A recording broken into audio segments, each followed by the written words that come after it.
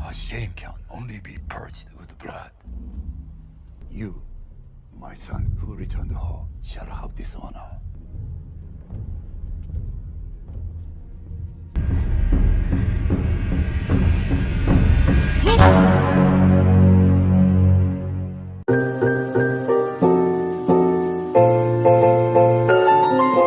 Halo para omnivora, dimanapun kalian berada, bagaimana kabarnya? Di video kali ini saya akan membahas sebuah film bergenre aksi kriminal, di mana film ini diperankan oleh kakak angkat saya, yaitu Rain, yang sekaligus menjadi kiprah perdananya di dunia perfilman Hollywood.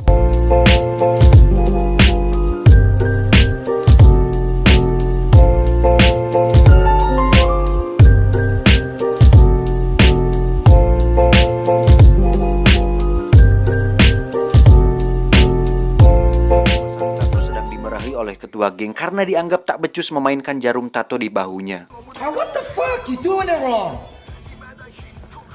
There is a conflict between the needle and the skin, between the mark and the man.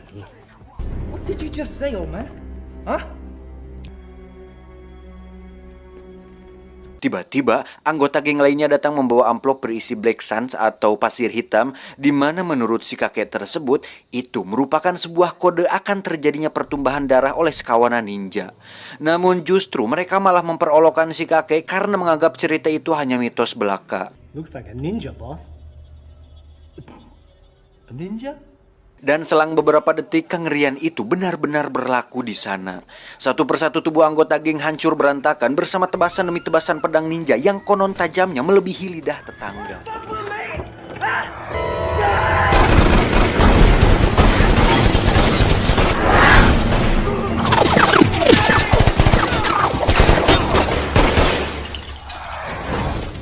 Pasukan ninja tersebut dikenal dengan sebutan klan Ozunu, dan satu hal yang diungkapkan si kakek, bahwa mereka bukanlah manusia melainkan para iblis yang diutus dari neraka.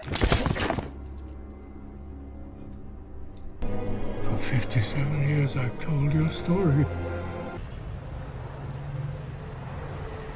Diceritakan di Berlin, seorang agen Europol bernama Mika Soretti atau Epa Munaroh di film The Purge Anarchy, dia telah menemukan adanya aliran dana pemerintah yang dicurigai untuk membiayai kelompok pembunuh dari timur jauh yang dikenal dengan klan Ozunu tersebut. Ozunu, I think.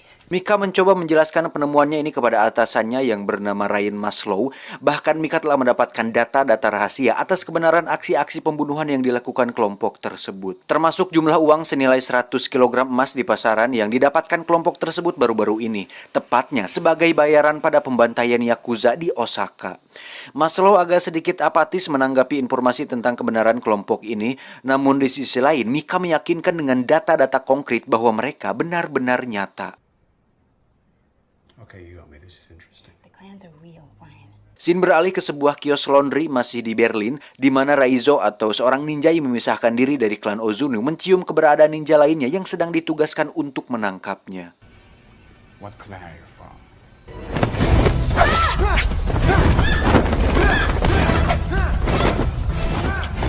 Beruntung, Raizo berhasil menaklukkan ninja wanita tersebut, kemudian memperekoskannya di dalam mesin laundry sampai si wanita tewas tercuci. Tiba di kamar apartemennya, Raizo langsung mengecek perkakasnya untuk jaga-jaga. Di antaranya ada kunai Shuriken Kusarigama masih tersimpan rapi di sarangnya. Sekilas dia teringat sugesti atau doktrin dari klan Ozunu, di mana selama bertahun-tahun dia ditempa dengan ketatnya disiplin bela diri ninjatsu yang tak kenal belas kasihan itu. You are part of me. Di sanalah dia bersama anak-anak yatim lainnya tak boleh berkeluh kesah atas rasa sakit dan penderitaan yang diterima. Kekuatan itulah yang kemudian membuat Raizo masih bertahan hingga saat ini, bahkan dia terus merawatnya. Raizo, welcome him as your brother. Di sisi lain, guru besar Ozunu menganggap Raizo kecil sebagai anak yang sangat potensial, di mana kelak akan menggantikan posisinya, sehingga dia mendapat perlakuan ekstra keras daripada anak-anak lainnya.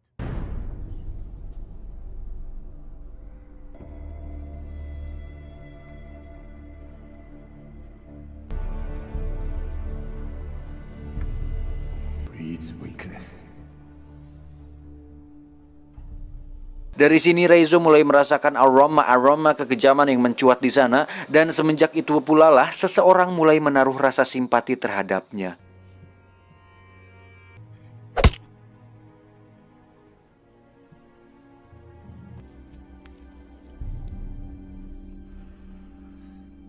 Ini adalah Kiriko yang dengan tulus hati turut merawat luka-lukanya akibat cambukan dari guru besar Ozuno.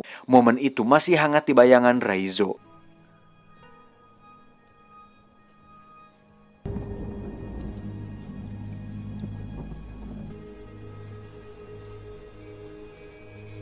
Scene beralih ke New York di mana Mika terus menelisik informasi terkait pembunuhan oleh klan Ozuno. Salah satunya adalah seorang pemimpin intelijen khusus asal Rusia yang sedang bertugas di sana. Dari istri korban, Mika mendapat banyak data terkait hal itu, termasuk rekaman seorang pria yang sempat menemui korban sebelum kejadian dan berusaha melindunginya namun gagal. Timbullah pertanyaan di pikiran Mika, siapakah pria tersebut? Ternyata dia adalah Reizo.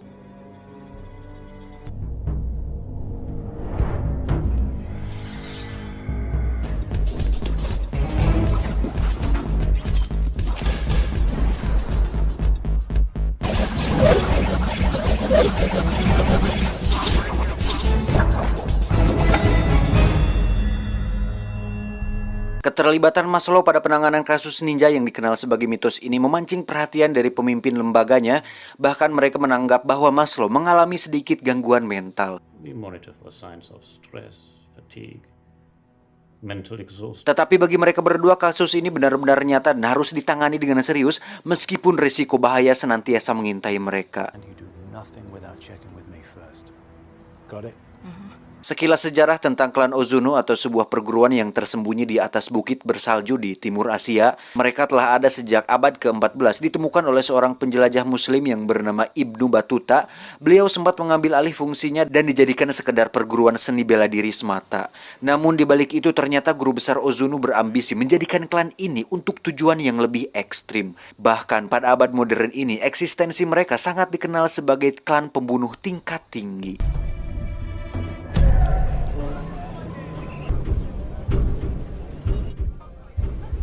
Doktrin keras klan Ozuno bertentangan dengan nurani Kiriko di usianya yang sudah menginjak dewasa. Begitupun Reizo, ternyata di balik ketangguhannya terpendam hasrat akan sebuah kebebasan.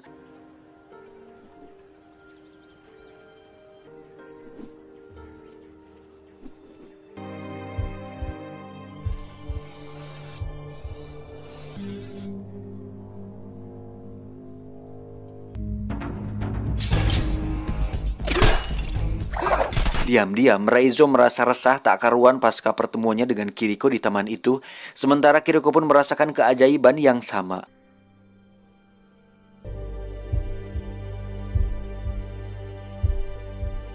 Terlebih lagi ketika dia mendapat hukuman dari guru besar Ozuno karena menolak membunuh lawan latihannya. Di saat itu pula, Reizo mulai terpaut hati untuk membalas kasih kepada Kiriko. Singkat cerita, malam pun tiba. Kiriko bertekad kabur untuk meraih mimpi tentang kehidupan bebas di luar sana. Meskipun sempat diperingatkan, namun Kiriko berani menebus segala resiko demi menggapai mimpinya tersebut. Deras hujan disertai petir menghiasi suasana gelap di malam itu, sekaligus menghantar detik-detik perpisahan mereka.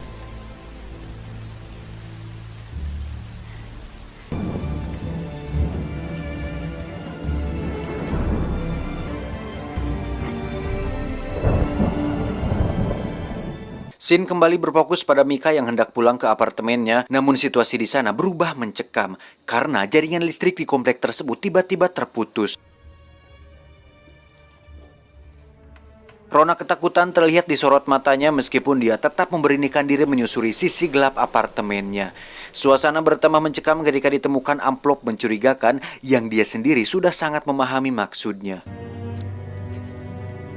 Tiba-tiba dari balik kegelapan suara pedang menyambar Mika, namun beruntung sesosok ninja lainnya datang memberi perlawanan bahkan seperti melindunginya. Dan ternyata dia adalah Reizo, sosok yang sedang Mika cari.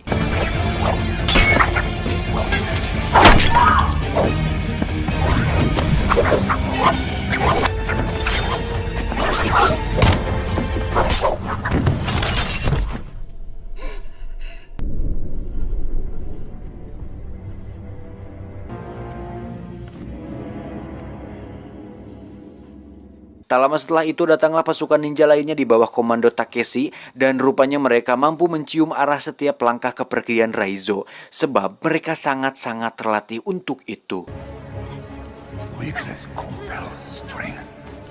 Itulah sebabnya dulu Kiriko dengan sangat mudah mereka tangkap kembali untuk kemudian mempertanggungjawabkan perbuatannya. Di hadapan mata kepala sendiri, Raizo menyaksikan ujung pedang Takeshi memanggang jantung Kiriko.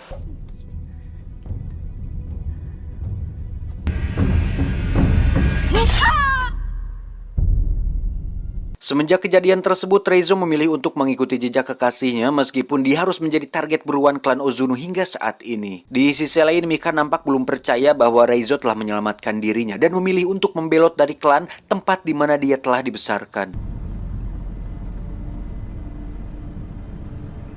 Namun selama Raizo jadi bagian dari klan tersebut, rupanya selama itu pula peperangan berkecamuk dalam jiwanya ketika harus melawan nuraninya, di mana dia didoktrin guru besar Ozuno untuk menjadi mesin pembunuh atau jadi seorang pencuri sadis.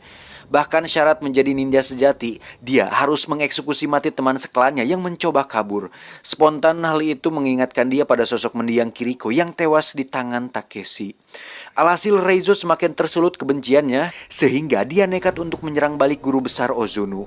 Maka pecahlah serangan brutal dari kawanan ninja lainnya yang kemudian menghempaskannya jatuh ke dasar gedung.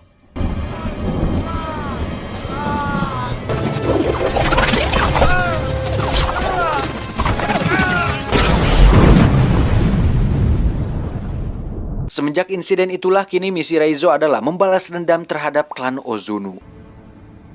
Exit here. Singkat cerita, Mika membawa Raizo menemui Maslow untuk rencana negosiasi. Namun yang terjadi kemudian, Raizo justru ditangkap pasukan khusus Europol dan memperjarakannya.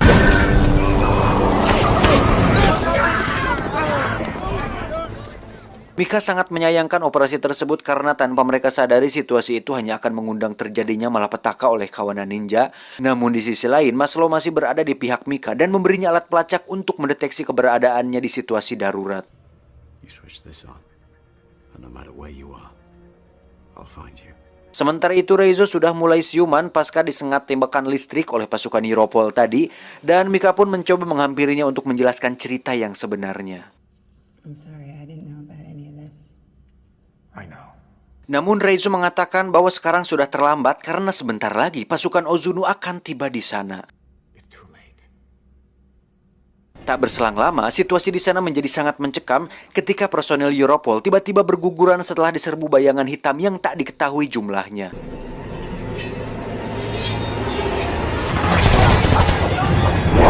Go to infrared, boys. They're all raiding the room.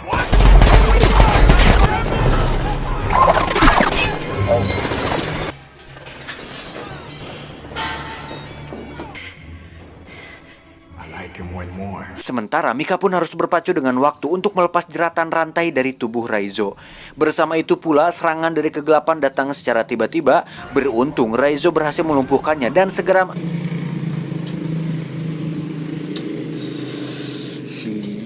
anjing monyet. Bersama itu pula serangan dari kegelapan datang secara tiba-tiba. Beruntung Raizo berhasil melumpuhkannya dan segera membawa Mika keluar dari sana untuk kemudian mengambil mobilnya. Wait here.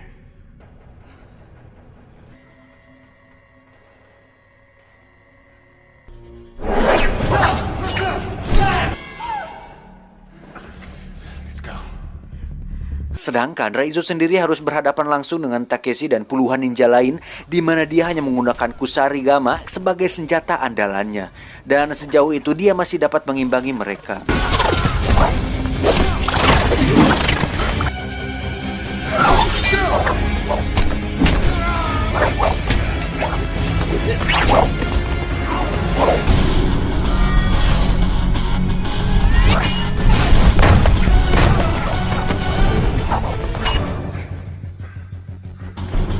Di tempat lain, Mika langsung memacu mobilnya demi menghindari ninja lain yang berusaha membunuhnya dan terus menembakinya dengan shuriken.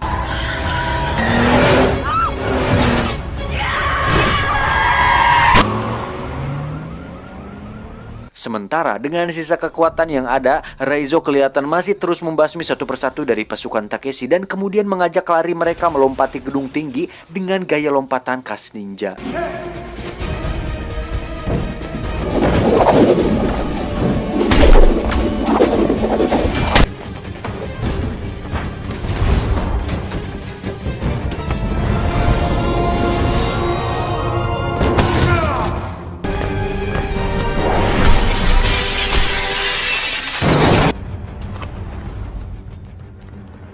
Tak cukup sampai situ, dengan luka parah di perutnya, Raizo terus dikejar sampai di keramaian jalanan. Hingga pertarungan pun kembali terjadi di sana.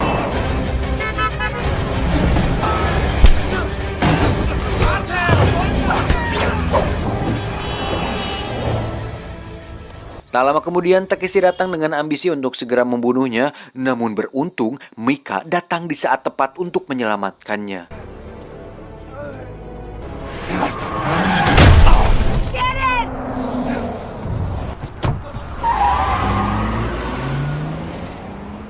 Pasca kejadian itu, Raizo lebih memilih sebuah motel sebagai tempat persinggahan sementara, dan di sana Mika berusaha merawat luka-lukanya sambil sesekali melakukan treatment untuk menghapus jejak pengejaran para ninja. By myself, I can't do anything to help you. Mika sadar bahwa situasi semakin tak bersahabat sehingga perlu penjagaan ketat untuk Raizo. Maka dia pun memberitahu Europol tentang lokasi keberadaannya saat itu. Meskipun sebenarnya hal apapun takkan menghalangi Takeshi dan pasukannya untuk membawa Raizo kembali ke klan Ozunu. Dan hal itu nyata terbukti di hadapan Mika sendiri. Dalam 5 menit pasukan Europol sudah tiba di lokasi motel tersebut setelah tadi Mika mengaktifkan alat pelacaknya. Namun sayang sekali mereka sudah terlambat karena 10 menit sebelumnya Raizo telah dibawa pasukan ninja untuk menghadap guru besar Ozunu. He's gone. Diceritakan ketika di perjalanan menuju padepokan di mana Raizo mengingat kembali jurus-jurus ninjatsu dan berusaha mempraktekannya. Bersama dengan itu, terlihat luka sabetan di perutnya perlahan pulih seperti sedia kala. Alhasil ketika tiba di sana, kondisi Raizo sudah sedikit lebih bugar dibanding sebelumnya. Meskipun dia tak menampakkan kebugarannya itu di hadapan guru besar Ozunu yang sedang marah. Bahkan hingga di tiang kematian itu pun Raizo masih kelihatan pasrah. Tetapi ketika guru besar Ozunu mencoba menyodok ulu hatinya, tak disangka dia malah mengejeknya. Dan tanpa mereka duga sebelumnya, ternyata Raizo telah dibekali alat pelacak oleh Mika, sehingga Maslow bersama pasukannya dengan mudah menerobos masuk ke sekaligus memporak-porandakan padepokan tersebut.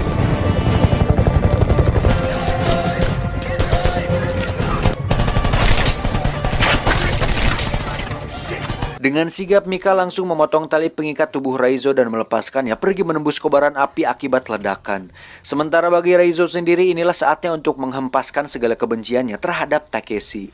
Dan di ruangan inilah duel El Clasico kembali terulang lagi.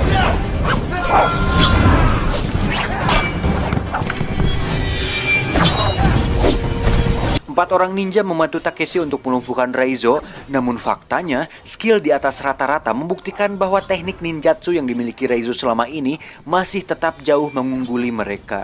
Di saat giliran Takeshi untuk masuk gelanggang, tensi pertarungan semakin membara, dan ini membuktikan bahwa rivalitas di antara kedua kesatria ninja berbeda ideologi ini masih belum berakhir. Hingga saatnya tiba, terpaksa Takeshi harus mengakui kehebatan ninja yang satu ini. Do you still think about her?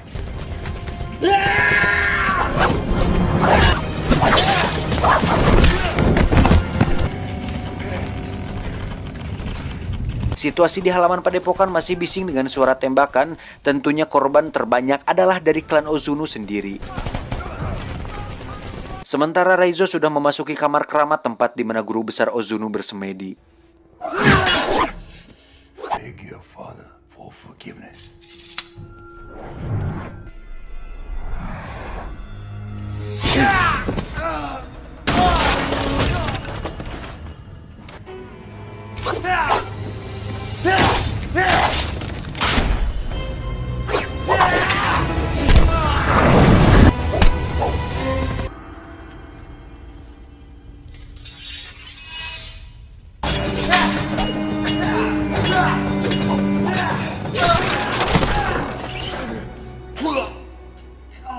pundak selalu di bawah kepala. Itulah gambaran pepatah untuk situasi saat itu, di mana jam terbang seorang Raizo masih kalah banding dengan sang maestronya.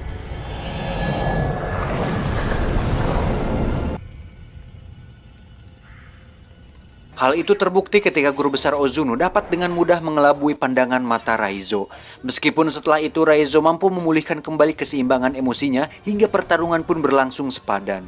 Di saat-saat kritis Mika datang menolong Raizo, namun jiwanya yang polos kembali memudahkan guru besar Ozuno untuk melumpuhkannya.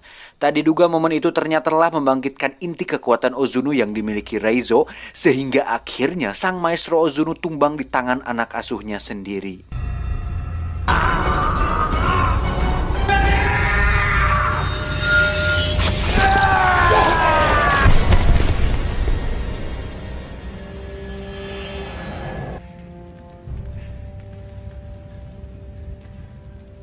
Pasca pertemuan itu, Raizo keluar dari puing-puing padepokan sambil menggendong jasad Mika. Medic! Medic! Sementara itu, Maslow disertai petugas medis langsung menyambutnya untuk memastikan bahwa Mika masih hidup.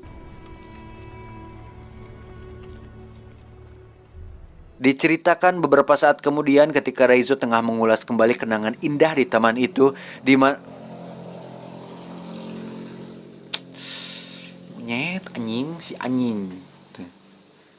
Diceritakan beberapa saat kemudian ketika Raizo tengah mengulas kembali kenangan indah di taman itu, di mana saat itu Kiriko memperkenalkan dirinya dengan arti sebuah kebebasan. Dan di puncak perjuangannya itu, kini Raizo mulai menghirup udara kebebasan sebagai kado istimewa untuk Kiriko.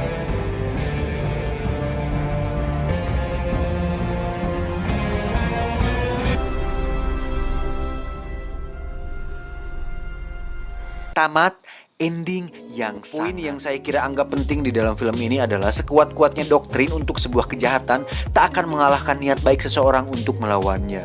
Jadi kesimpulannya, ambillah telur meskipun itu dari buol kotong. Saya John Anus Robocop.